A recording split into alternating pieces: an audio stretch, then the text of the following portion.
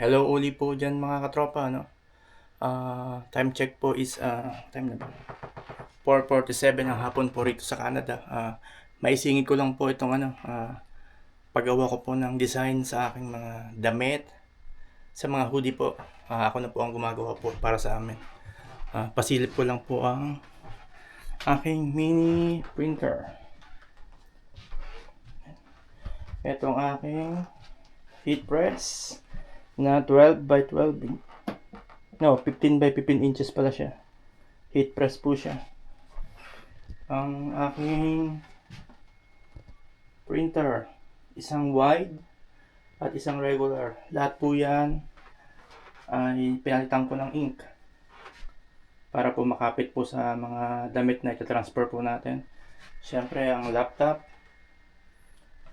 dalawa po ang gamit kong laptop dito, ang aking cutting machine at ang aking pre-cut automatic machine.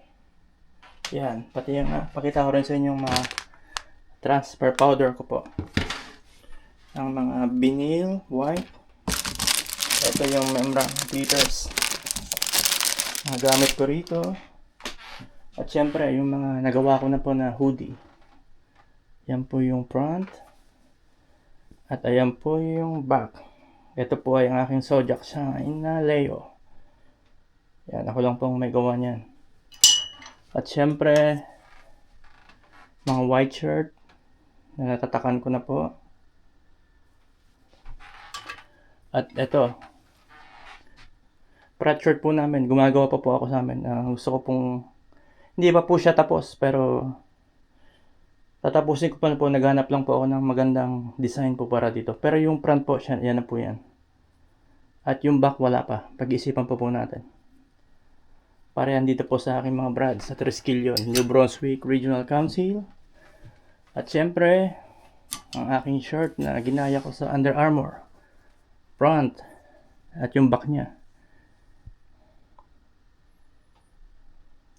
Samurai. Yan, design ko din po yan. At andito rin po yung aking mga black hoodie.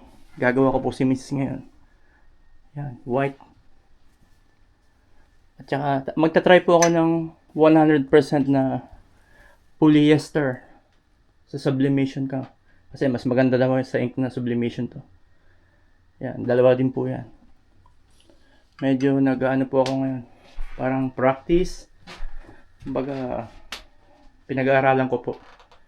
Para sa mga susunod na gawa natin, perfect po natin. Yan po, at ipapakita ko po mamaya sa inyo yung kung paano ko po magawa.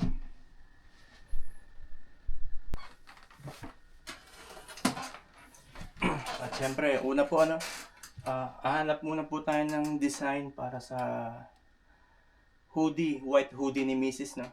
So, gawin na. Ang plan ko is parang Filipina style. Isang maliit na design sa harap at isang malaki sa likod. Ang gagamitin ko po, isang transfer sheet po na ang sukat pa na 8.5 by 11 inches. At gagamit din po ako ng isang 11 by 17 inches po na true heat transfer paper po. Yan, ito po ang gamit ko sa paglipat. At syempre, gagamit din po ako ng HTV. Yung heat through vinyl po. Ito ang vinyl transfer po to. Yan, kulay pink po para kay Mrs. At syempre, hanap po muna ako ng design po natin. Pupunta ako sa na-download ko na siya kanina. Pero pag-iisipan ko pa rin kung okay siya. Ayan, ito.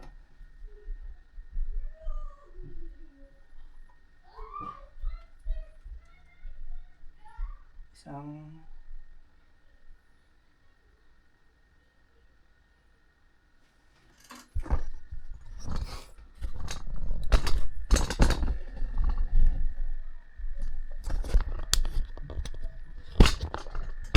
yan po dalawa kung nakikita niyo po yung Filipina 1 and Philippine 2. Yan po ang aking balak na gawing design. Pupunta po ako sa Cricut Design Space. Kung pwede naman po ito kahit wala kayong Cricut machine, no? Pwede nyo itong i-install, i-download po, no? Just hanapin nyo lang po yung Cricut Design Space. Makarami pong design dyan. Dito po ako nag-edit po.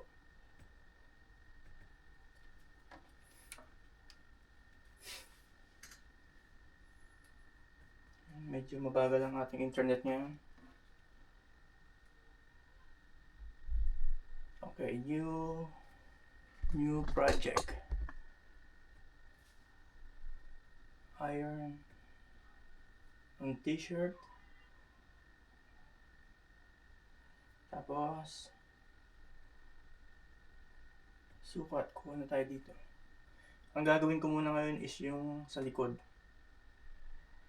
Kuha tayo ng large. Sa back print muna ng hoodie ni Mrs. No? Design area niya is 10.5 by 10.5. Okay?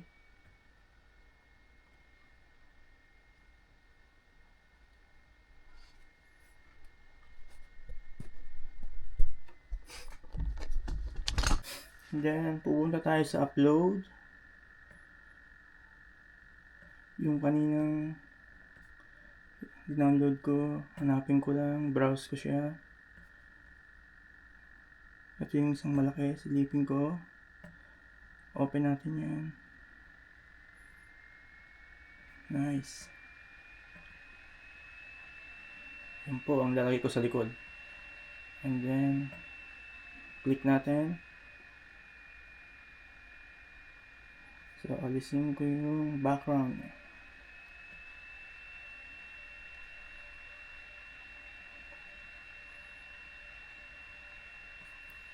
Okay, yan po siya. Kasi pangit pag may background sa shirt. Kaya inaalis ko po yan.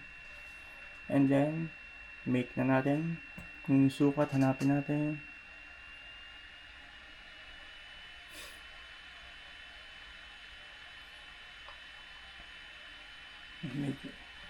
Ito, mamimili ako sa tatlo na yan. So, ang pipiliin ko itong isang flat graphic muna. Kasi hindi ko naman kailangan mag multiple layer eh. Isa lang muna. Then, click ulit. Okay. Wala naman tayong itag. Isa-save ko lang siya sa collection natin para madali ko siyang mahanap sunod pag may magkagusto sa aking gawa. Then, save it. Sinave ko na po siya. Hintay lang natin mapunta siya doon sa canvas. Okay. So, dahil malaki siya, gusto kong malaki sa likod ng hoodie niya, papalakihin natin siya.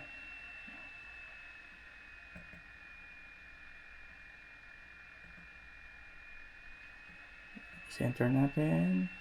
Hoodie po siya, no? Pero nasa shirt siya. Wala kasing hoodie sa canvas na to. Medyo liliitan natin kasi ila-landscape natin siya.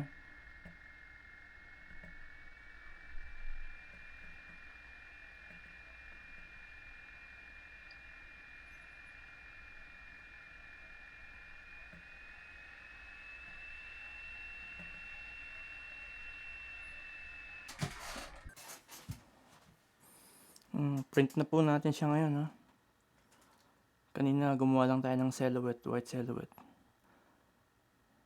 Yan po yung design ng back sa likod ng hoodie. So, set natin to sa printer. Yung wide na printer po ang gamit natin.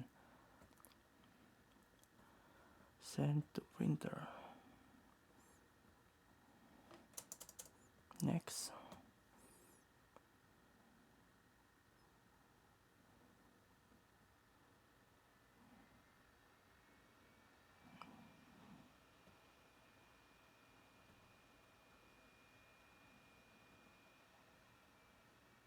Wait. Okay. Manual cut. Hindi tayo gagamit ng machine dito.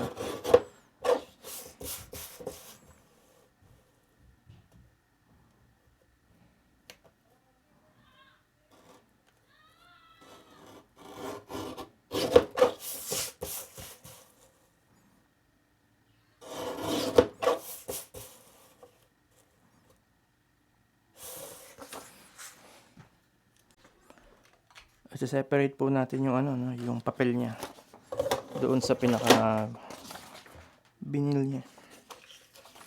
So, medyo nabusising baklasan to. Hindi kasi pwedeng masira.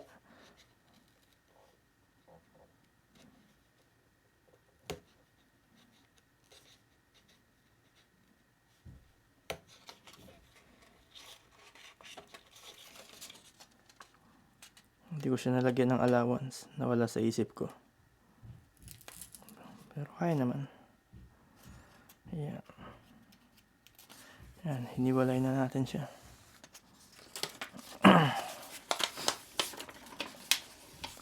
Maraming proseso rin, pero nakaka-enjoy din siya.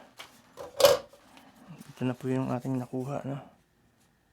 Mamaya gagamit tayo ng heat press po dito. Siyempre, so, sa part na to, kailangan natin ng ating heat press. Pero una sa lahat, kukunin natin yung ating hoodie, yung white hoodie natin, para masukat natin kung saan natin lalagay yung ating vinyl, yung ating ipiprint dito. Siyempre, kailangan natin itong sukatin.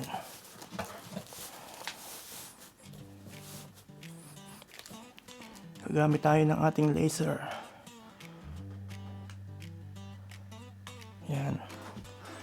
Kagandahan sa laser na yan, makita mo yung tamang sukat niya.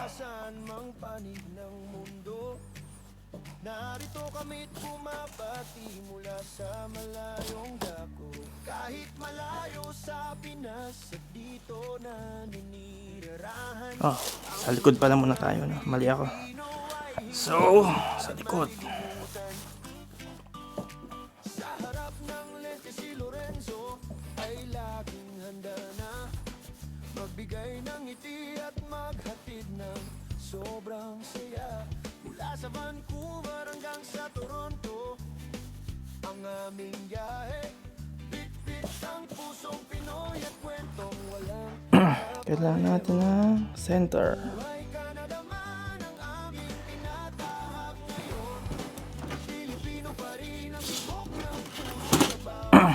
Kumuha rin ako dito ng ating shirt, yung panukat, para sure tayo na tama ang ginagawa natin.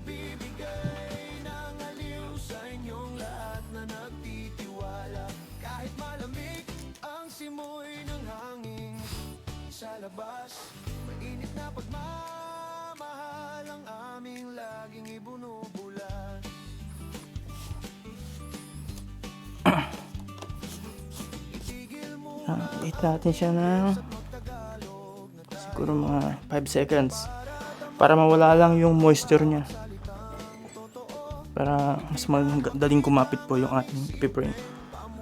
5 seconds po, okay na, and then that's it.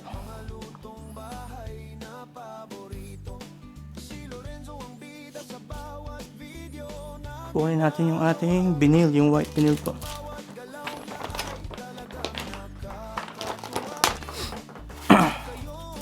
Sukatin natin ulit para sure. So, ito yung ating vinyl.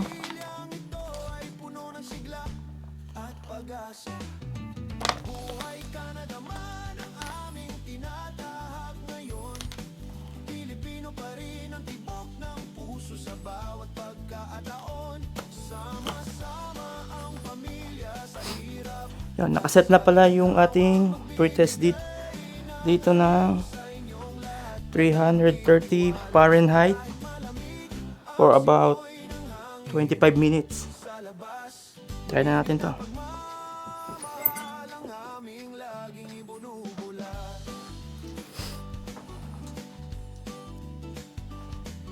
Sa bawat upload namin, 25 minutes po siya. So, yung mamaya siguro 15 minutes lang yung ating second layer.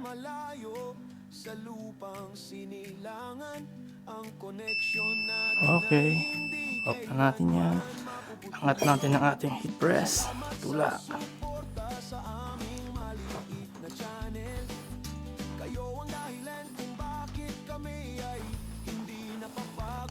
Ito, pwede natin ito. Ayan, babaklas naman siya. kahit mainit. Hindi katulad ng direct to film na hindi pwedeng baklasin ng mainit. Yan, ayan po yung ating silhouette, yung white. Okay, and then ikakabit naman natin yung second layer natin kanina.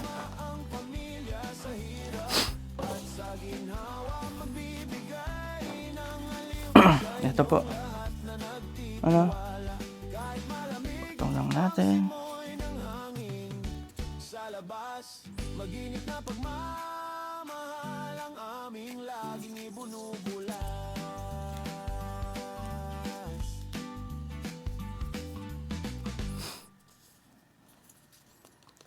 Make sure lang na walang nakatupi.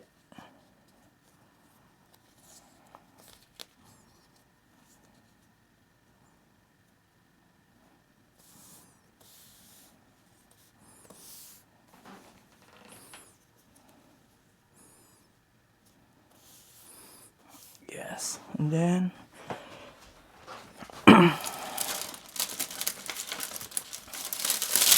gagamitan ko siya ng parchment paper, no, para hindi siya maluto.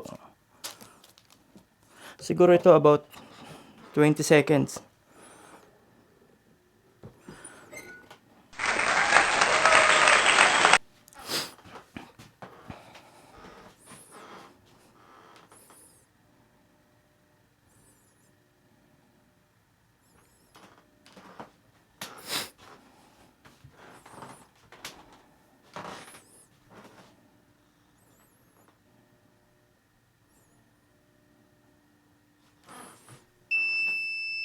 That's it.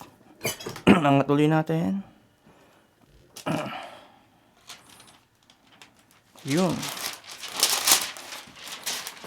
Init niya. Ayan mo lang siya. Kita niyo po ba? Design niya? Okay po ba? Ayan, gusto na ako. So, ang next natin gagawin is yung kanyang print po sa harap. Siguro mga 6 by 6 inches lang po. Maliit lang. Para simpleng design lang po sa white t-shirt. Yung process niya is the same lang. Sa sukat lang po magkakaiba. Ipapakita ko po sa inyo mamaya yung kabuuan natin. Ano?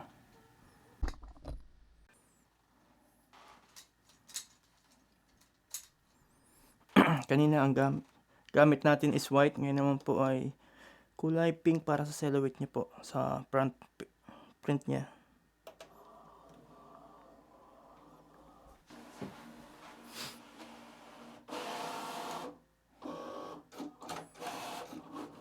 Ito po ay maliit lang, 6 inches by 5.07 inches lang.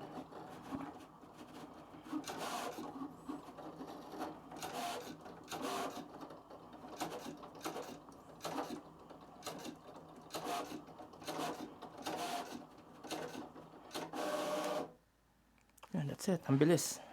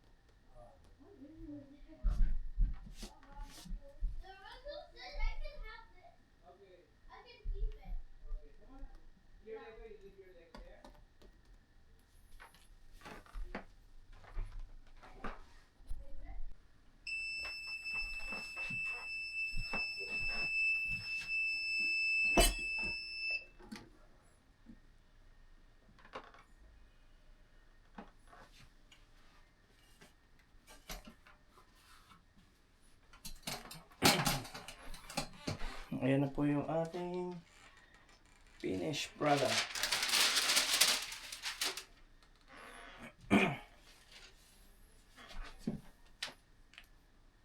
Titikan po siya dito sa likod ng 100%.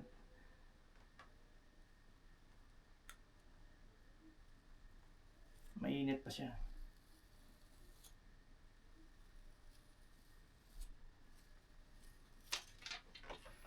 Para lang mas makapit, add tayo ng 10 seconds. Para pag nilaban siya, hindi siya mababakla sa doob. Masyadong 2, 3, 5, 6, 8, 9.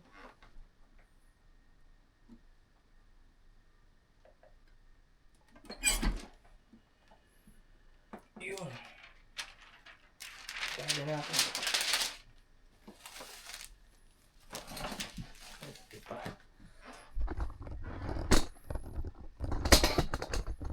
Ayan po yung ating finished product. Ito po yung back print nya. Yung sa harap po, tapos ko na rin siya. Ayusin lang natin yung camera.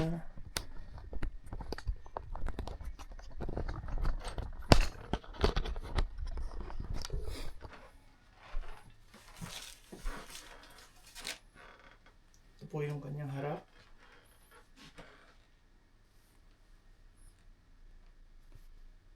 Pilipina, and then yung back print nya. Simple lang pero stick naman, di ba?